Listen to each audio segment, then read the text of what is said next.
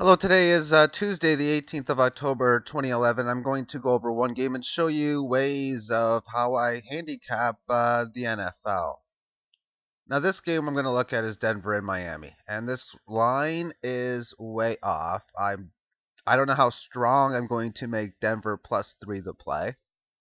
And then I got to figure out, where's the line going to move? Is it more directed to move towards Miami 2.5, which I kind of would think that it would be. Again, I don't know. Or would it move to the 3.5? It's a big difference within the two. However, no matter where the line moves to, it's an amazing play because I consider Denver to be in the touchdown favorite spectrum. So let's go over the situation. Let's go over the game now.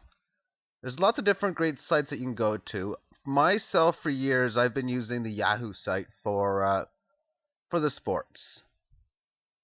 So what we'll do is we'll take a look at the Denver side of the team and the Miami side. And then we'll just scroll down to where the games will be played. Do we have next week's on here? We do not. So click on full scoreboard instead. A tab for week 7 would be nice. But, although I could have just clicked on Miami, because they got killed pretty bad on Monday night. And that's the thing. When you go from Monday to a Sunday, that's not good because of the fact that it's a shorter week. The final score here was 24-6 for the New York Jets. It was really a one-sided game. The defense of the Jets scored, when you include extra points, more than the Miami Dolphins. Because there was this 100-yard pick six by Darrelle Revis on Matt Moore. 3-point favorites with Matt Moore. Seriously? This is way off. This is way off. And I'm going to explain why I think it is because the media has told you Tim Tebow's not good. And we'll show you why that's false within this video. Matt Moore, 16 of 34, 204 yards, not good. 4 sacks. There's a rookie on Denver that's getting a lot of sacks. We'll get to that. No touchdowns, 2 picks, and a rating of 41.8. Reggie Bush, 10 runs for 71 yards. Why? I was looking at this yesterday. I'm thinking, why were they keeping on running Daniel Thomas when Bush was having his day? It was something like Bush was 9 for like 60 something, and Thomas was like 13 or whatever. And they were running Thomas more than Bush. Anyways, I don't want to go on that. Brandon Marshall's prediction of getting kicked out didn't happen, but he got 6 catches for 109 yards. Alrighty, so we got that out of the way. Now let's take a look at this Matt Moore situation, because I don't want to drag this on too long. This is definitely going to be well over 10 minutes, though, because there's a lot of stuff to go over. This will probably be over 20. Okay, so we got his career rating is 71.1. 16 touchdowns, 20 interceptions, 125 yards a game. This is, quite frankly, this is not good. Now, this can be a little off because not every single game was a start. There's some games he comes in and he only has 5 passes. That of course, but still, nothing there for good stats. He doesn't run, 26 yards running, so you don't see much mobility within Matt Moore in this situation. He doesn't lose too many of the fumbles. He seems to be able to recover more. He's had good luck, either or, but only 2 lost fumbles. Still nothing there to really excite you about them. Now, if we go to the Miami page, we can see their past scores on the bottom right-hand side of the screen. So we can see that they have lost every single game, and we're supposed to believe that they're a favorite. They come off a bye week and they can't win. Or at least they can't put up a good game. Jets haven't played the greatest this year, but they've done okay. They lose to New England, lose to Houston 23-13, lose to Cleveland 17-16, San Diego 26-16. They just can't score. They have yet to score over 16 points in a game since week 2. And against New England, anyone scores against New England. So they're not that great of a team. Now if we click on the Denver side of the ball, and remember, all this scoring is, with the exception of the last game, is within Kyle Orton. And well, we see here that the defense cuts out 23 to Oakland, 22 to Cincy. So maybe it might be a little bit easier for Miami, but No, Green Bay scores 49. There's a difference. Green Bay are the Super Bowl champions, and Aaron Rodgers is just amazing. San Diego, 29 points. Again, better team. And then these teams are scoring 17, 22, and 23, so I'd have to put Miami in a group that might be lucky to score 14, 15, 16 points. Of course, with the over-under of 42, they're predicting Miami's going to score about 22, 23.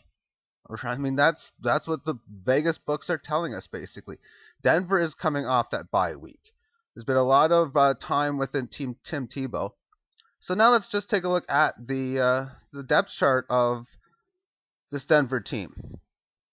So we have Ryan Clady, Zane Beatles, J.D. Walton, Chris Cooper, Orlando Franklin. It's really difficult, but there's a way of finding out how good these offensive linemen happen to be. And that is simply by doing a Google search for the player name, say Orlando Franklin, and performance, and then search it by the last month, stuff like that, and you can get results within it. But as far as the skills are concerned, Eric Decker is pretty much their number one receiver now. They traded Brandon Lloyd. I think that was a mistake, making like 1.8 million and on a free agency year. That's just a mistake. And Eddie Royal, maybe he can get resurged again. There's going to be a different quarterback. I think a lot of this is within Demaryius Thomas, who was a first-round draft pick the previous year. And so far, last year anyway, he didn't really do too much. But obviously, being a rookie, you don't expect much out of him. If he's going to be this guy, I don't know. I don't know much about him. And we'll just have to wait and see. Now, Tim Tebow is the obvious wild card within the situation. And within his career, he's got a QB rating of 84.2. And I don't like this QB rating because why I think it's not that accurate is it doesn't include sacks.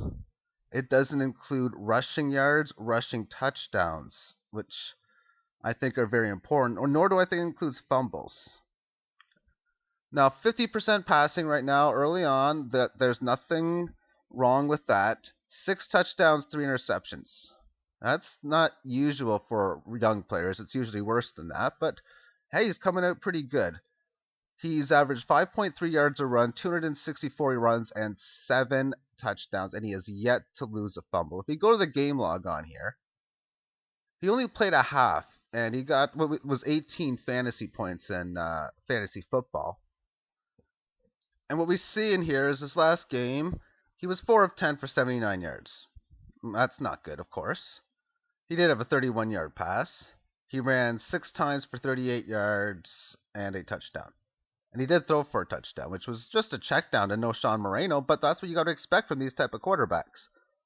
Now, in last year's performance, the last 3 starts in here, he had a rating of 100.5, 89.4, and 58.2.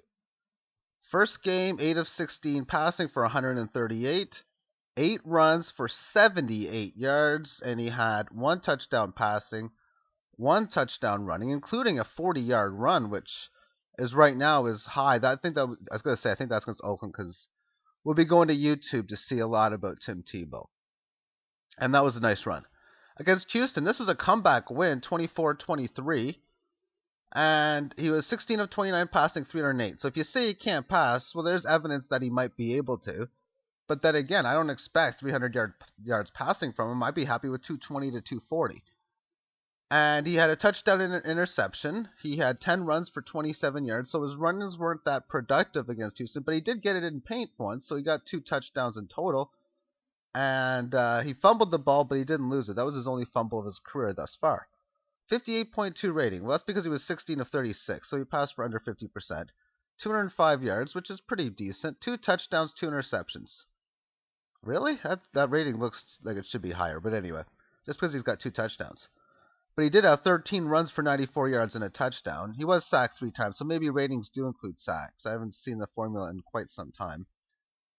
But overall, very productive stats. He basically shows that he can get touchdowns, because if you look at his plays here in the first 4 times he played, he had 3 different touchdowns, plus this passing one for 4, and he didn't have many yards, but when you run 2 times for 2 yards and a touchdown, well, that tells me that you got a 1-yard run, maybe a 2-yard run, and your other play didn't work. Either way, you got a touchdown. Same thing here. 2 runs for a yard and a touchdown. 2 runs for 2 yards and a touchdown. What does that tell you if you're at the 1 yard line? What do you do with Tim Tebow? So maybe the spread shouldn't be 11 or 12 because John Fox may not do it as much, but considering he's a guy who likes to run the ball, you'd have to think that he would at least see that side of Tim Tebow. Okay, so that's enough on that side. We'll get back to Tim Tebow in actually just a little bit. What we got for time? Ooh, over 10 minutes.